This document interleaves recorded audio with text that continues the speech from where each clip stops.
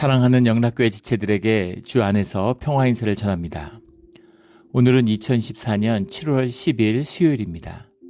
오늘의 묵상 본문은 이사야서 16장 1절로 14절까지의 말씀입니다.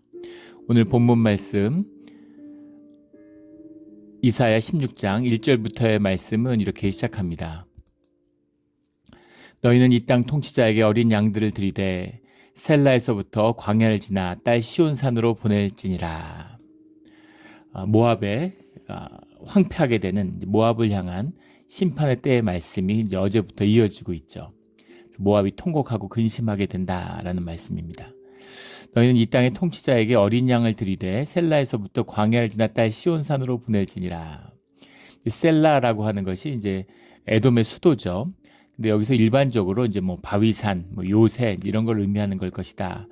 지금 에돔과 모압이 국경을 맞대고 있으니까 이제 그 셀라의 지역도 거기서부터 광야를 지나 딸 시온산으로 어린 양을 보내라. 모압의 이제 운명에 관한 말씀인데 왜 어린 양을 시온산으로 보내라 이렇게 말씀하시는 걸까 하는 것이 오늘 말씀의 도전이죠.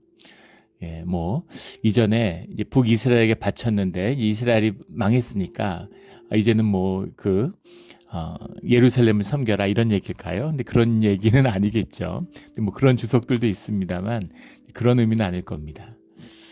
3절에 너는 방도를 베풀며 공의로 판결하며 대낮에 밤같이 그늘을 지으며 쫓겨난 자들을 숨기며 도망한 자들을 발각되게 하지 말며 4절에 나의 쫓겨난 자들이 너와 함께 있게 하여 하되 너 모압은 멸절하는 자 앞에서 그들이 피할 곳이 되라. 피할 곳이 되라. 지금 3절부터 5절까지의 말씀이라고 하는 지금 모압으로 피난하는 것처럼 얘기하는데 모압으로 피난하는 게 아니라 앞에 나오는 시온산으로 보내는 것처럼 이 예루살렘이 유다가 이 모압의 피난처가 되어야 된다라는 말씀입니다. 이 말씀은 다윗의 왕권에 관한 말씀이죠. 다윗의 왕권에 관한 핵심은 가난한 자를 품는 데 있어요. 가난한 자를 품는 것입니다. 우리 이사야서 1장에 보면 이사야 전체 그 말씀의 중심이 1장에 나오죠. 이사야서 1장 16절 17절에 보면 너희는 스스로 씻으며 스스로 깨끗하게 하여 내 목전에서 너희 악한 행실을 버리며 악행을 그치고 전결을 의미하는 거죠. 정결함, 씻어라. 죄의 문제를 씻어라 주님 앞에서. 주님과 하나 되라는 얘기죠. 그리고 17절에 선행을 배우며 정의를 구하며 학대받는 자들을 도와주며 고아를 위하여 신원하며 과부를 위하여 변호하라 하셨느니라. 주님의 공의가 실현되는 종교적인 것이 아니라 이것이 신앙의 실제라는 겁니다. 우리의 삶의 구원의 실제라는 거죠. 그 사람들이 하나 되고 품고 과부와 고아들을 위해서 도와주고 억울한 자를 위해서 학대받는 자들을 도와주고 정의를 구하고 선행을 배워라. 선행을 배우며라고 했는데 이것은 이제 엑서사이즈의 의미죠. 선행을 쌓아가는, 우리가 선행이 뭔 줄 알겠어요. 근데 주님 앞에서 선을 쌓아가면서 선한 자로, 선행으로 우리의 삶이 자라나는 것을 말하는 거죠. 그래서 주님의 구원의 완성이라는 것은 우리의 삶의 실제에 있어서의 변화된 삶, 구원받은 삶, 이게 구원인 것이죠. 이것이 성경 전체를 흐르는 정신입니다. 그래서 종교에서는 현실을, 세계를 긍정하고 거기서 복받는 게 무슨 하나님의 은혜인 것처럼 또 어떻게 살든 엉망으로 살아도 주님 믿었으니까 죽으면 구원받는 것처럼 기독교에도 그런 싸구려 복음, 미국 사람들은 칩그레이스라고 그러죠. 횡행합니다. 죽어서 천당 간다고. 살아서 지옥을 살았는데 어떻게 죽어도 천당을 갈까요? 그게 주님의 은혜라고. 그건 은혜가 아니죠. 그건 은혜가 아니라 저주입니다. 우리 살아서 주님과 함께함으로 주님과 함께하는 삶이 복이 돼야죠. 생각해 보세요. 매일 술 먹고 무슨 노래방이나 이런 데서 주점 이런 데서 삶을 사는 게 기쁨으로 산 사람인데 갑자기 천국이 뭐예요? 주님께 예배하는 자리입니다. 근데 그다음부터는 쭉 예배 드려야 돼요. 술 못 먹고 담배도 못 피고. 그러면은 그 사람한테는 그게 지옥이겠죠. 이게 심판의 내용입니다. 심판의 실제예요. 주님과 함께하는 삶. 이 원래 주님 안에서 나오고 주님 안에서 하나였잖아요. 그 하나를 회복하고 이루어야 된다라는 말씀인 거죠. 그리고 그 하나됨, 다윗이 왕으로 세워질 때의 비밀이잖아요. 블레셋에게 그 가족들이 뺏겼는데 가족들을 다 잡아갔죠. 근데 거기서 놀랍게도 다윗이 주님께 그들을 추적할까요? 라고 물어봅니다. 이게 다윗이에요. 주님이 좋아할 수밖에 없는 거죠. 이게 신앙인의 모습입니다. 주님이 구하시는 거예요. 아니 가족을 잡아갔는데 물어볼 게 뭐 있어요? 죽어라 쫓아가야지. 근데 그게 아닌 거죠. 주님의 뜻이 있는 겁니다. 그런 일이 일어날 수 없어요. 주님 어떻게 하는 게 옳겠습니까? 또 종교는 극단으로 흘러서 주님이 구해주시겠지. 근데 제가 주님께 구하러 가는 것이 맞겠습니까? 라고 주님의 뜻을 구하는 거예요. 주님이 쫓아가라 이렇게 말씀하시죠. 쫓아가요. 전리품을 갖고 왔는데 400명을 쫓아갔고 200명은 못 쫓아갔어요. 그러니까 400명이 자기네들 목숨 걸고 전리품을 얻어왔는데 나누고 싶겠습니까? 근데 다윗이 그것을 다 똑같이 나누라고 얘기하죠. 그것이 다윗의 왕권의 비밀입니다. 가난한 자를, 약한 자를 품는 거예요. 이것이 하나님의 왕권의 비밀이고 왕 같은 제사장으로 부르심을 받은 우리의 비밀입니다. 나눠야 돼요. 이것이 하나님의 일입니다. 이게 하나님의 일이에요. 우리가 흔히 선교라고 부르는 겁니다. 그래서 또 이렇게 선악과의 열매로 사는 사람들은 또 교회 나와서 종교인들은 막 그런 얘기예요. 아프리카에 선교를 한다는 게 말이 되냐고. 아프리카의 선교사가 할 일이 뭐가 있느냐고 막 흥분하는 분들이 아직 만나게 됩니다. 그것도 일리가 있는 얘기죠. 우간다 같은 나라는 세계에서 흔히 복음화율이라고 그러죠. 복음화율이란 말도 웃긴 말이지만 교회를 이제 안 다니는데 기독교인이라고 얘기하는 사람들이 너무 많으니까 교회를 다니는 사람을 비율을 따져서 그걸 복음화 비율이다 뭐 이렇게 얘기합니다. 복음화 비율이 세계 1위입니다. 압도적이에요. 90몇 %가 교회를 다닌대요. 그런 거에 비한다면 여기 캘리포니아, 북부 캘리포니아 이런 데는 1% 미만입니다. 그러니까 사실 우간다에서 캘리포니아로 선교사를 파송해야지 캘리포니아에서 우간다로 무슨 교인을 파송하느냐 이런 얘기죠. 그런데 무슨 복음을 전하고 복음을 선포하고 세계 인구의 3분의 1이 기독교인인데 기독교 문화라고 그러는데 복음이 전해지지 않은 곳이 있겠습니까? 복음의 소식을 전하는 데 있는 것이 아니라 삶을 나누는 것이 하나님의 일이에요. 가난한 자를 품는 것입니다. 그들과 연대하는 거예요. 이것이 주님의 나라의 일이다라는 것을 말씀하고 있는 거죠. 그러나 이 말씀을 유다가 받는 것, 예루살렘이 받는 것이 어떤 것이 있겠어요? 그게 되겠습니까? 출애굽부터 원수 져가지고 뭐가 그렇게 미운지 사사건건이 심지어 남북으로 분열된 다음에 힘에 눌릴 때는 북이스라엘에 조공을 하더니 나중에 또 북이스라엘을 공격을 해요. 끊임없이 괴롭히는. 인간의 원수가 가족이다 이런 말이 있죠. 하나님의 섭리와 하나님의 은혜가 깨지니까 임재가 깨지면 그러면 부부가 원수지고 가족이 원수지고 남보다 못하죠. 같이 사니까 그렇게 되는 겁니다. 그래서 모압이 원한이 사무쳤어요. 모압 입장에 봐서도 마찬가지겠죠. 맨날 그 선택받았다고 자기네들 그러고 멸시하고 무시하고 어떻게든 자기네들을 이렇게 모압의 그 정체성을 뺏으려고 그러고 그런 거에 대한 반발도 물론 모압도 할 말이 있겠죠. 그런데 이 예루살렘으로 보면은 모압한테 당한 것만 있지 뭐 북이스라엘은 뭐 조공도 좀 받고 뭐 수장과 뭐 새끼 양의 뭐 털도 받고 이랬지만 예루살렘은 그런 거 받은 적도 없잖아요. 그런데 이제 망했다고 해서 그들을 품으라고 지금 이 얘기인 겁니다. 주님이 그들을 품으라고 얘기하는 거죠. 이게 무슨 얘기겠어요? 지금 다 망하고 예루살렘만 남았습니다. 예루살렘이 살 길을 찾아야 돼요. 근데 주님은 정반대의 말씀을 하시는 거죠. 성벽을 보수하고 무기를 가르고 재물을 쌓았는데 너희들이 그런다고 아수르나 바빌론을 당할 수 있겠니? 너희들이 사는 길은 주님과 함께하는 길이야. 주님과 함께하는 길이 뭐예요? 우리가 제사 드리면 제사도 받기 싫고 그 기름 냄새, 순양 태우는 냄새에 아주 주님이 질렸다고 그러시는데 우리가 뭘 할 수 있습니까?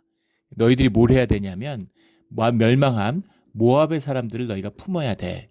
이 말씀을 하시는 겁니다. 그게 너희가 사는 길이다. 이렇게 말씀하시는 거예요. 우리가 쉽게 말하지만 이것을 삶으로 받아들이는 것. 이게 깨어지는 아픔이죠. 이게 깨어진 아픔이에요. 아픔에 연대하라. 아픔 가운데 하나 되라. 그 아픔을 보고 정말 바늘구멍 하나만큼이라도 우리 마음에, 완고한 마음에 균열이 생겨서 그것으로 아픔을 느낄 수 있다면 거기서 생명이 열리는 겁니다. 이게 주님의 복음의 비밀이고 주님과 함께하는 비밀이에요. 우리를 고난을 주시고 아픔을 주시는 비밀입니다. 우리에게 몸에 가시를 주시고 우리를 연약하게 하시는 이 비밀이에요. 그게 있기 때문에, 그 아픔이 있기 때문에, 그래서 남의 아픔에 대해서 마음이 열릴 수 있는 거죠. 그 아픔의 자리에서 하나 될 수 있는 겁니다. 그 하나 되는 자리가 교회잖아요. 근데 교회가 종교화되니까, 진실을 패하니까, 세상에 물드니까, 그래가지고 막 교회 와서도 센 척하고, 막 돈 있는 척하고, 무시당하면 안 되니까. 세상은 돈 없으면 무시하잖아요. 교회 나왔는데 사람들 모이니까 무시당할까봐 센 척하는 거죠. 근데 교회는 연약한 자들이 삶의 아픔으로 연합하는 곳이에요. 솔직하고 진실한 겁니다. 그래서 아픔이 나누어져야 되는 거죠. 아픔이 나누어진다는 게 맨날 뭐 힘든 얘기하고 징징거리라는 얘기가 아니에요. 자신의 아픔에 대해서 솔직해야 된다는 거죠. 진실해야 된다는 겁니다. 그 진실할 때 그 아픔이 너와 나의 삶이 연합되니까 너의 아픔이 너의 아픔이 아니라 내 아픔이고 너의 아픔, 내 아픔이 주님의 아픔인 거죠. 그래서 주님 안에서 그 아픔 가운데 하나됨으로 생명의 씨앗이 열리는 겁니다. 그게 구원이에요. 그게 성경이 이야기하는 다윗의 왕권의 비밀이고 구원의 비밀입니다.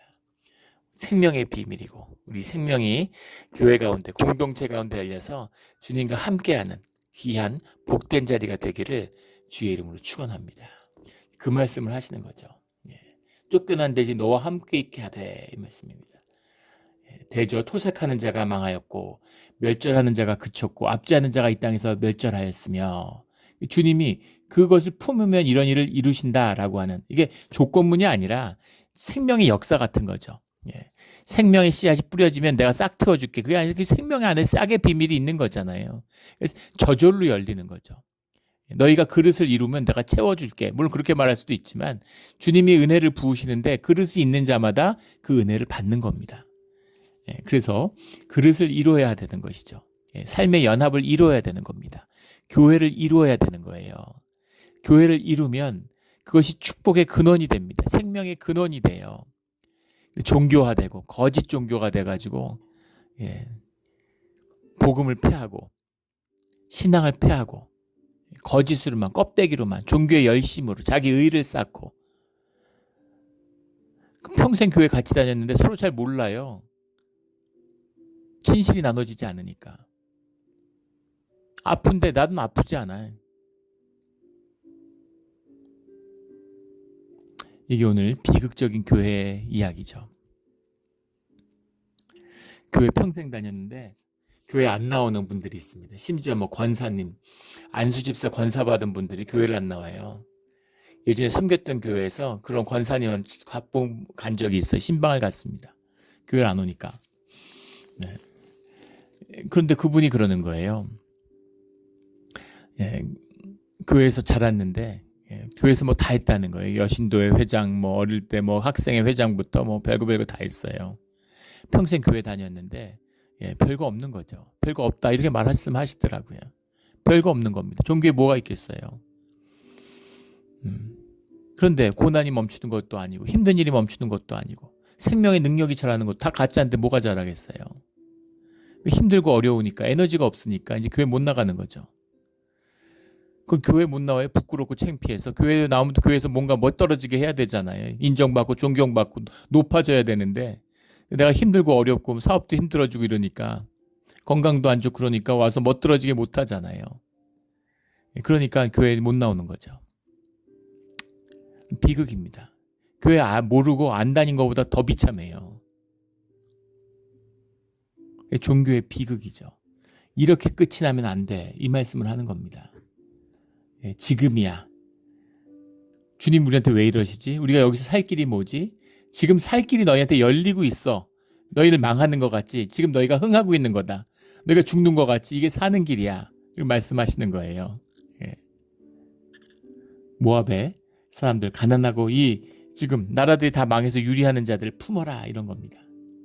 우리 역사적으로 이런 비밀들이 열리는 곳이 있죠. 종교 개혁을 하고 그 제네바 이런 것이 이제 그 종교 개혁의 중심이 됐습니다. 그 프랑스에서 또 독일에서 종교 신교 교간 간에 30년 전쟁 이런 게 일어났잖아요. 그 인류 역사상 가장 잔인하고 처절한 전쟁입니다. 이 종교의 악이죠. 프랑스에서도 그 신교와 구교가 신교들을 죽이려고 해가지고 그 일주일 동안 7만 명을 학살한 파리에서 뭐 그런 이야기들. 독일은 인구가 3분의 1로 줄었어요. 그 당시에 그 프랑스 인구를 따져보면 지금 일주일 동안 100만 명을 죽인 거하고 같다는 거 아닙니까? 사람을 어떻게 그때 좀 총으로 쏴 죽이는 것도 아니고 폭탄 던지는 것도 아니야. 일일이 칼로 창으로 찔러 죽일 때인데 같이 형제 자매라고 그랬는데 어떻게 서로의 신앙 구교와 신교가 갈라졌다고 그렇게까지 잔인하게 사람을 죽일 수가 있습니까? 어떻게 이렇게 잔인할 수가 있어요? 하나님의 일이라고 생각하니까 하나님이 시킨 거니까 하나님을 위한 거니까 할 수 있는 거죠. 이게 종교의 악입니다. 종교의 이름으로 하고 하나님의 이름을 들먹이지만 정말 진정한 마귀의 역사죠. 마귀의 역사의 거의 완성판이라고 봐야 되겠죠. 그런 일들이 일어난다는 거예요. 이게 종교가 하는 일입니다. 세상을 보면 알잖아요. 정치, 말로는 뭐 세대 간에 지역 간에 무슨 계층 간에 통합을 이뤄내는 게 정치의 목표다라고 하는데 정치가 통합을 이뤄내는 걸 한 번이라도 보신 적이 있습니까? 역사적으로 그런 사례가 있습니까? 정치는 늘 분열시켜요. 자기 지지자들을 만들어야 되니까. 정치라는 것이 있어야 되는 이유가 있어야 되니까. 민족으로 가르던 국가로 가르던 지역으로 가르던 계층으로 가르던 늘 분열시키고 늘 싸움을 벌이는 겁니다. 정치가 악하죠. 근데 종교는 한술 더 뜬다는 거예요. 똑같은 짓을 하는데 그것을 신의 이름으로 하니까.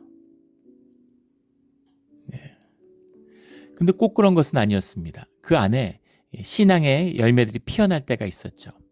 제네바에서 종교 개혁을 했는데 구교도들이 가톨릭들이 개신교도들을 탄압하니까 그 종교 탄압을 받아서 못 견디고 프랑스에서 밀려오는 거예요. 근데 지금 제네바가 유럽에서 제일 가난한 도시 중에 하나였습니다. 지금 제일 잘 사는 도시가 됐지만 중세 16세기를 땐 제일 가난한 도시였어요. 제일 가난한 도시였는데 자기들도 살기가 어려운데 그럼 제네바가 사는 비밀은 그 당시에는 지금은 이제 레만 호수라는 게 완전히 내륙 호수가 됐지만 그때는 지중해 바다하고 연결돼 있었다 그러죠. 지중해 낚시간 배들이 이제 낚시를 하고 어업을 하고 들어오는 배들의 그 어부들을 상대로 해서 이제 매춘을 하는 매춘이 주된 도시였던 거죠. 매매춘의 도시였습니다. 창기의 도시였죠. 남자들은 전부 다 이제 용병으로 가서 싸움하러 용병 가고 지금 도시 이름이 기억이 안 나는데 그 스위스의 도시에 가면 그 울부짖는 사자상이 있어요. 온 이게 창 같은 게 이렇게 꼽혀가지고 울고 있는 사자의 상이 있습니다. 용병들. 프랑스 대혁명 때 루이 16세를 지키던 그 용병 부대들이 전부 스위스 용병들이에요. 스위스 용병이 용맹하게 유명. 지금도 교황청을 스위스 용병들이 지키잖아요. 그런데 프랑스 군대 근위대 다 도망갔어요. 근데 스위스 용병은 도망갈 수가 없는 거죠. 스위스 용병이 도망가면 그 다음에 누가 스위스 용병을 쓰겠습니까? 자식들을 위해서, 가족들을 위해서, 이웃과 친지들을 위해서 거기서 900명이가 되는 용병이 다 죽은 겁니다. 프랑스 사람들이 프랑스 국왕 쫓겨낸다는데 스위스 용병이 왜 목숨을 걸어요? 너무나 이제 가슴 아픈 이야기죠. 그런 시대를 살았던 제네바, 지금의 스위스가 아니죠. 산악지대고 농사도 안 되고 뭘 하겠어요. 그 가난에 찌든 도시인데 켈빈이 거기서 종교 개혁을 이뤄냈죠. 매춘을 끊었습니다. 매춘으로 먹고 사는데 매춘을 끊으면 어떡하겠다는 겁니까? 근데 주님을 믿는 거죠. 주님이 살 길을 열어주실 거다.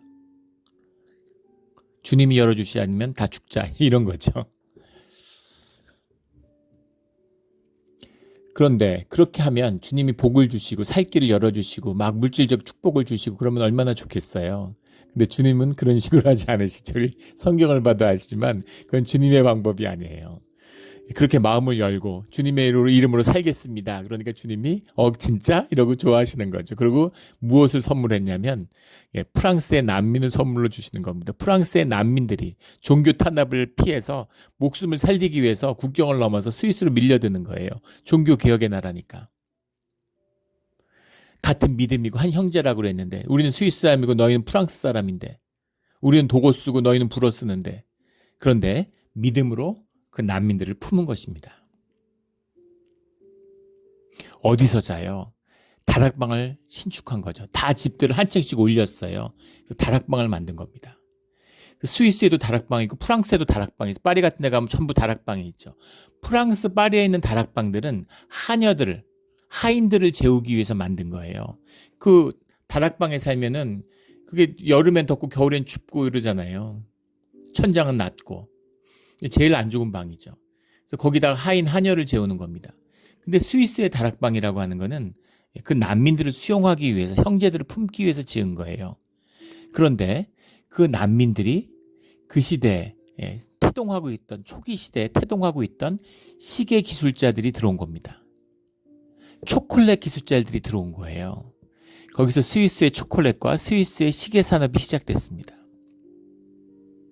지금까지도 500년이 지나도 초콜릿 산업도 시계 산업도 거의 스위스가 독점하다시피 하죠. 꽉 잡고 있습니다. 이게 사는 길이 열리는 비밀이에요. 보이질 않고 없던 건데 시계 산업에서 스위스가 잘 살게 될지 누가 알았겠습니까?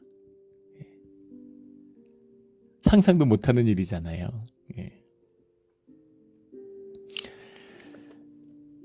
참 신기한 일이죠. 살 길이 계속 열리는 거죠. 우리 뭐 전자시계 나오고 이러면서 수동시계들 다 망할 줄 알았잖아요. 그런데 무슨 뭐 그 삼성 와치, 뭐 갤럭시 와치, 뭐 아이 와치인가요? 뭐 그런 것들이 나와도 스위스 시계는 죽지 않죠. 없어 못 파는 그런 아직도 지금까지 그걸로 부를 누리고 있는 겁니다. 이렇게 복이 열리는 거죠. 이게 주님의 길이에요. 우리 눈엔 보이지 않고 우리 눈에는 살 길이 없을 것 같지만 주님과 함께하면 살 길이 열리는 겁니다. 우리 지금 한국은 중국 때문에 한 20년 동안 먹고 살았는데 중국이 한국 막 탄압하고 문 닫고 이러니까 중국 없으면 이제 뭐 못 사는 것처럼 두려워했지만 지금 미국에서 나는 무역 흑자가 중국은 적자가 나죠. 오히려 지금 무역액이 미국이 다시 중국을 뛰어넘을 거라고 그러죠. 한국 무역액이 좀 있으면 베트남이 중국을 뛰어넘을 거라고 이야기합니다. 그러니까 우리가 경험 안에 갇히면 안 되는 거죠. 늘 살 길이 새로운 길이 주님 안에서 길이 열리는 거예요. 이게 생명의 법칙입니다. 열리게 돼 있어요. 5절에 다윗의 장막에 인자함으로 왕위가 굳게 설 것이요 그 위에 앉은 자는 충실함으로 판결하며 정의를 구하며 공의를 신속히 행하리라. 이것이 다윗의 왕권의 비밀, 가난한 자를 품는 비밀, 공의를 세우는 비밀, 정의를 구하는 비밀인 거죠. 이 비밀이 우리의 삶의 자리에서 생명으로 열리기를 주의 이름으로 축원합니다. 이거죠. 이걸 말씀하고 있는 거예요. 모압의 통곡이 중요한 게 아니라 모압이 벌 받았다. 그런 게 아니라 모압의 아픔과 멸절 속에서 그것이 예루살렘의 기회가 된다. 물론 이 심판을 보고 예루살렘이 돌이켜라라는 말도 있지만 단순히 주님을 찾아라, 제사 지내라 이런 얘기가 아니죠.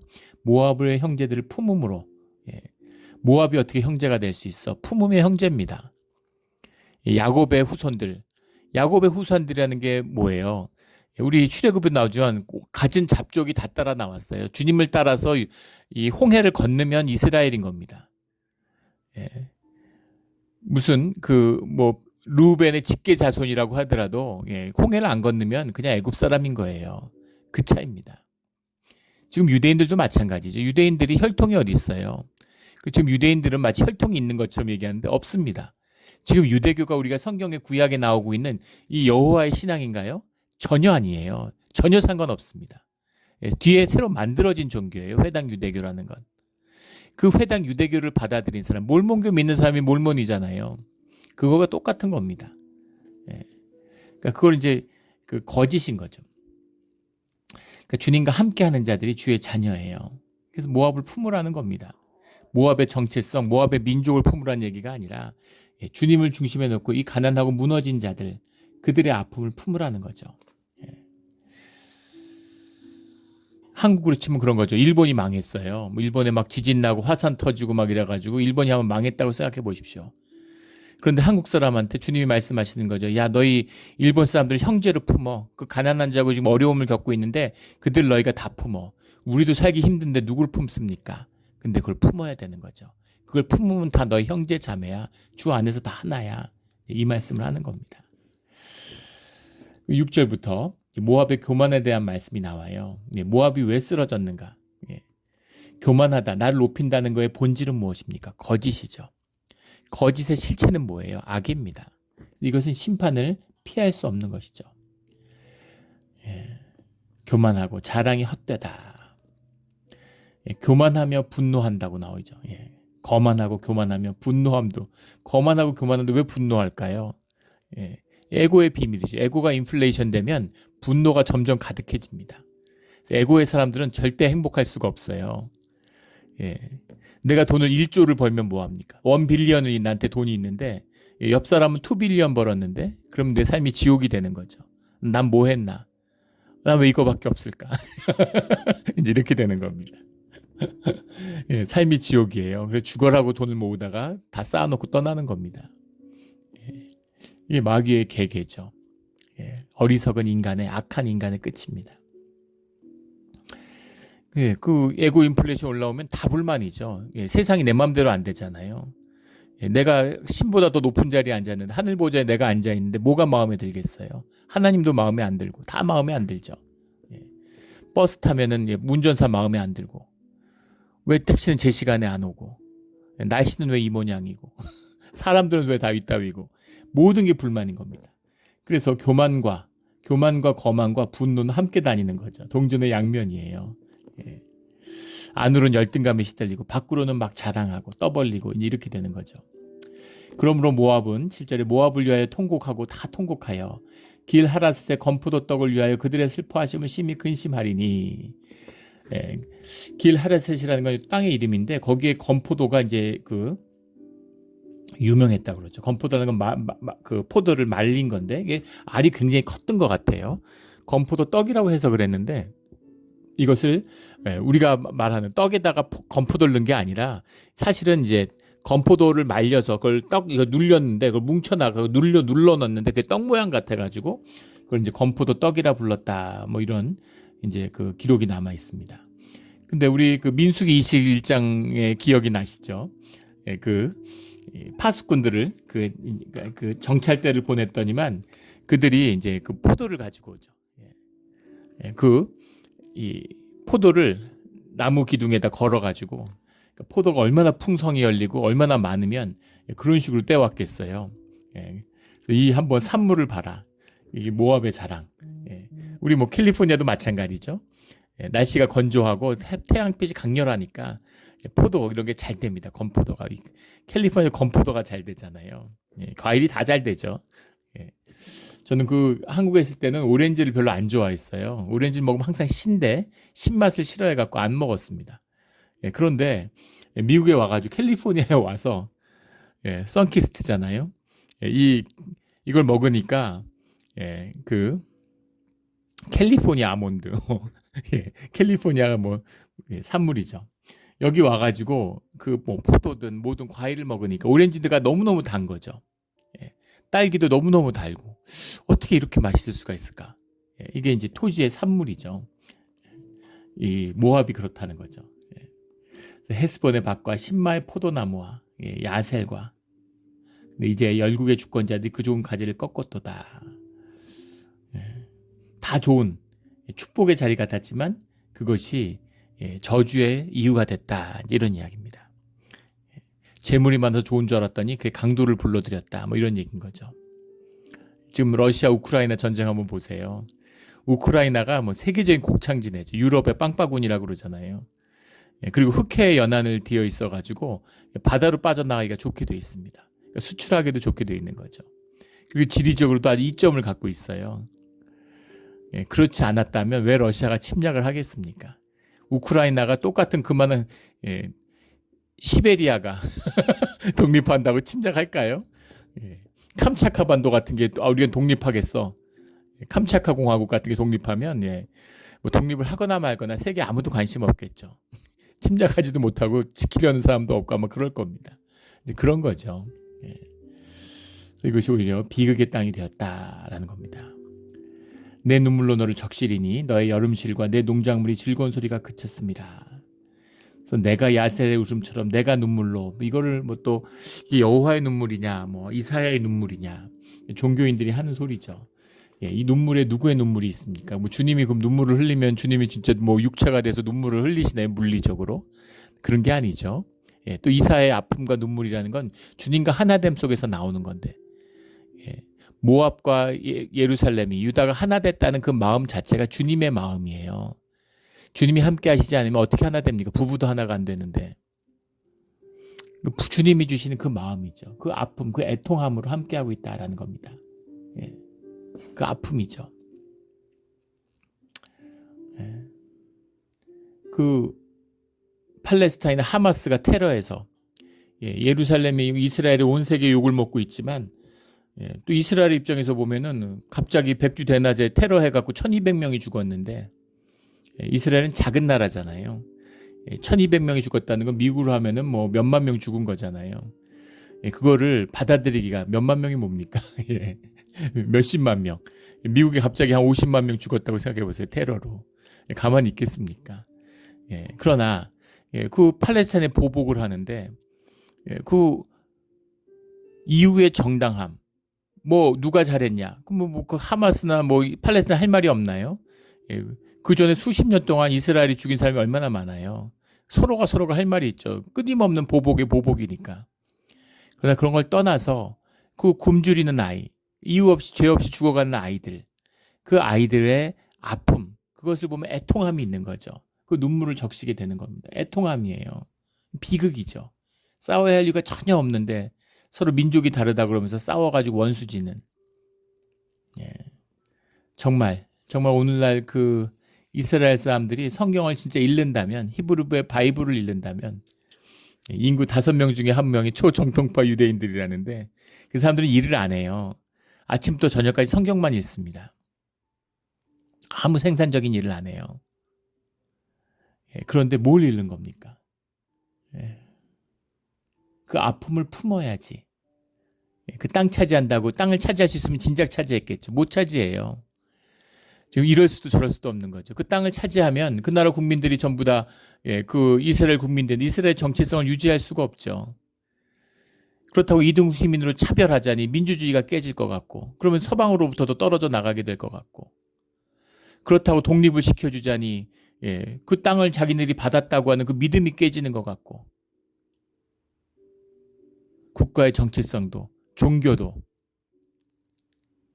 뭐 경제적인 국제관계의 신리도 그 무엇 하나도 버릴 수 없는. 그래서 지금 이스라엘이 처한 위기가 트릴레마라고 하잖아요. 트릴레마에 빠졌습니다. 무력도 아니고 경제력도 아니고 외교력도 아니고, 그것을 이기는 방법, 그것은 주님의 사랑, 다윗의 왕권의 비밀이죠. 가난하고 쓰러진 자들을 품는 것입니다. 그걸 품어야 돼요. 북한 보십시오. 이게 악의 교활함이죠. 중국도 알고 러시아도 알고 북한도 알고 있는 거죠. 북한에 그 돈도 없으면서 북한의 지금 국경에다가 전부 다 철벽을 세웠다는 거 아니에요? 그 전기가 없어가지고 밤에 불도 못 켜면서 그 중국하고 닿은 그 전부 다에다가 그 뭐예요? 그 고열 그 고압 전류를 흐르게 하는 전압 그 벽을 다 세웠대요. 지금 현실적으로 중국으로 그 국경을 탈주하는 게 거의 불가능해졌다 그러더라고요. 물론 뇌물을 받고 서로 이제 국경 경비다가 협잡을 해서 내보내주는 건 모르겠거니와 그거를 물리적으로 탈출하는 게 거의 힘들어졌다는 겁니다. 그런데 자국에 뭐 사람들 굶어 죽고 있는데 탈출하겠다는데 그걸 왜 붙들어요? 근데 그 가난한 사람들, 그 사람들 수천 명, 수만 명 사람들이 남한에 와가지고 남한 사람이 돼가지고 같이 형제 동포가 돼서 잘 살고 있는 그 모습, 그게 북한이 가장 두려워하는 거죠. 그 모습이 알아지고 그 모습이 확대되면 그럼 북한은 무너지는 겁니다. 그게 사랑의 비밀, 이것이 다윗의 왕권의 비밀이에요. 그래서 뭐 북한 무너지면 한국도 망한다, 뭐 그 사람 난민들 어떡하냐, 이런 소리들은 진짜 세상의 괴계죠. 그 아픔을 품을 때, 그 아픔을 품으면 남북한이 하나 되는 게 아니라 그러면 대한민국의 새로운 생명의 역사가 열리는 겁니다. 우리 그런 축복을 우리 살아서 한번 보는 역사가 일어나기를 주의 이름으로 축원합니다. 이것을 해야 될 일이죠. 이게 미국의 축복받은 비밀이에요. 세상에 어려운 사람들, 가난한 사람들, 아픈 사람들을 미국이 다 품잖아요. 그래서 미국이 세계 초강대국, 세계에서 제일 부유한 나라가 된 겁니다. 근데 이제 미국이 잘 되겠다고, 미국 전 경제 어려워지는 것 같으니까 그걸 품지 못해서 어려워지는 건데 반대로 가는 거죠. 이민자들 막고, 그 국경에 넘어온 사람들 쫓아내고 국경에 장벽 세우고. 그러면 미국이 더 잘 살게 될까요? 미국은 망하는 겁니다. 그러면 그 생명을, 그 본질의 역사를 모르는 자들, 현상의 세계를 보니까 현상의 부를 쫓고 현상의 돈을 쫓으니까 돈 쫓아서 부자 되고 잘 살면 다 잘 살지 왜 어려운 사람이 있겠어요. 어리석음의 극치죠. 우리 그 어리석음을 깨고 다윗의 왕권의 비밀이 살아나는 그런 우리 대한민국 또 미국이 되기를 주의 이름으로 축원합니다. 이 비밀이죠. 12절에 모압이 그 산당에서 피곤하도록 봉사하며 자기 성소에 나가서 기도할지라도 소용없으리로다. 소용없는 거죠. 이게 종교예요. 죽어라 열심히 하는데 아무것도 없는 겁니다. 가짜니까. 가짜니까. 조화를 아무리 아름답게 꾸며도 아름다워 보이죠. 화려해 보이죠. 하지만 그거는 썩는 거예요. 생명이 아니니까. 죽지도 않고 피어나지도 않습니다. 아무리 기도를 하고 아무리 성소에 나가는 모든 종교가 구원의 길이 있다고 얘기하지만 생명이 없는데 구원이 어디 있어요. 14절에 이제 여호와께서 말씀하여 이르시되 품꾼의 정한 해와 같이 3년 내에 모압의 영화와 그 큰 무리가 능욕을 당할지라. 품꾼의 정한 해라고 하는 것, 일을 했는데 품삯을 치기로 한 3년 일을 하면 뭐 얼마를 주겠다, 땅을 주겠다, 뭘 주겠다 약속을 했죠. 그런데 횟수가 찼어요. 품꾼이 이 정한 해를 양보하겠습니까? 미루겠습니까? 이런 비유죠. 절대 안 미루겠죠. 세상에 없어도 이거는 정산을 해야 돼요. 품꾼에게는. 그런 것처럼 품꾼의 정한 해와 같이 이 말씀이죠. 심판의 시간은 반드시 만다라는 거죠. 우리 현상이 무너지는 어떤 시련과 아픔 가운데서도 또 주님이 우리에게 살 길을 열어주시죠. 살 길의 비밀. 그 저주같이 보이는 것이 축복이고 세상의 축복처럼 보이는 게 저주라는 겁니다. 현상에 묶이는 것이 아니라 본질의 세계를 바라보는, 어떻게 본질의 세계를 바라볼까요? 바라보고 싶어서 바라보나요? 말씀을 만나는 자들, 말씀이 실제가 된 자는 본질의 세계가 열리는 겁니다. 근데 말씀이 없는 자들은 현상이 실제니까, 현상이 실제예요. 진짜 자기예요. 현상이 실제가 된 사람은 돈이 전부입니다. 그래서 진짜 돈을 벌면 몸이 건강해져요. 진짜 행복감을 느끼고 기뻐집니다. 물론 더 벌어야 되니까 금방 힘들어지지만 돈이 없으면 쪼그라들어요. 돈이 없으면 자기가 못한 사람 같아요. 돈 많은 사람들 보면 막 좋아 보이고 그 사람이 좋습니다. 막. 왜냐하면 그게 내 실제니까. 그런데 말씀이 실제인 사람은 보이지 않는 세계를 보게 되는 것이죠. 다른 삶을 사는 겁니다. 우리 깊은 비밀을 누리며 살아가는 주의 자녀들이 되기를 예수 그리스도의 이름으로 축원합니다. 아멘. 기도드리겠습니다. 하나님 아버지 감사합니다. 귀한 말씀 주시니 감사하고 말씀으로 살아갈 수 있는 길을 열어주신 것 감사합니다. 가난한 자를 품는 다윗의 왕권의 비밀, 그 복의 비밀, 그 아픔과 하나 될 때 주님의 복이 열리는, 우리가 복을 받고 싶은데 아픔을 싫어하고 아픔을 피하고 안일함을 좋아하는 육신의 거짓이 있습니다. 주님, 이것 십자가에 못 박고 진실함으로, 아픔으로 주님 앞에 복을 받는 자들이 되게 하여 주시옵소서. 감사하며 예수 그리스도의 이름으로 기도드렸습니다. 아멘.